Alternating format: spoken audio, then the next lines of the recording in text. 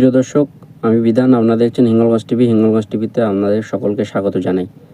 তো সরকারের যেগুলো প্রতিশ্রুতি ছিল বিজেপি সরকার আসলে ক্ষমতায় আসলে দেবে, তো সেই লক্ষ্মীর ভাণ্ডার বা স্বাস্থ্যসাথী তার পরিবর্তে যেগুলো চালু করা হয়েছে বা চালু করবে জুন মাসের 1 তারিখের থেকে অলরেডি অগ্নিমিত্রা পাল মহাশয়া তিনি অলরেডি জানিয়ে দিয়েছেন। তো আগে শুনুন, তারপর বলছি। যারা যারা লক্ষ্মীর ভান্ডার পাচ্ছিলেন সবাই অন্নপূর্ণার ভান্ডার পাবেন, সবই ডাইরেক্ট বেনিফিট ট্রান্সফারে হবে। কিন্তু দেবার আগে 1 জুন মাননীয় মুখ্যমন্ত্রী বলেছেন 1 জুন থেকে ব্যাংক অ্যাকাউন্টে ঢুকে যাবে। কিন্তু তার আগে আমরা একটি অ্যানালিসিস করতে চাই যে যাদের যাদের নাম কাটা গেছে তারা যদি কেউ পায় তাহলে তো তাদের পাওয়ার কথা নয়।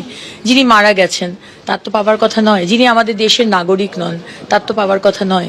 সুতরাং সেই অ্যানালিসিসটা হবে যে যাদের যাদের নাম কাটা গেছে তাদের মধ্যে কতজন লক্ষ্মীর ভান্ডার পাচ্ছেন তাদের নাম কিন্তু বাদ যাবে। এবং আরেকটি মুখ্যমন্ত্রী বলেছেন যারা সিএ এর জন্য অ্যাপ্লাই করেছে এবং যাদের নাম ওই ট্রাইব্যুনালে গেছে তাদেরকে এর থেকে বাদ রাখা হবে আপাতত। তো দর্শক শুনলেন যে কি কি প্রকল্প চালু হয়েছে এবং কারা পাবে কারা পাবে না সেগুলোও তিনি স্পষ্ট জানিয়ে দিয়েছেন।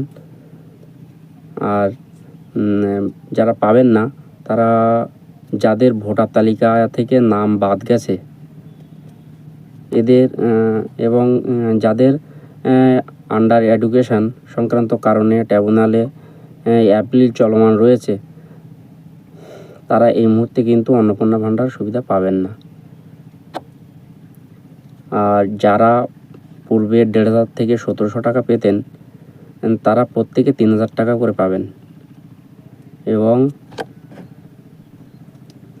এবং বয়স্ক ভাতা, বিধবা ভাতা, বিকলাঙ্গ ভাতা বা আরও অন্যান্য সামাজিক প্রকল্প যারা পান এখন 1,000 টাকার পরিবর্তে তারা কিন্তু 2,000 টাকা করে পাবেন প্রতি মাসে।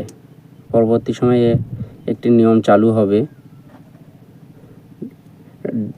Direct benefit transfer DBT link করতে হবে।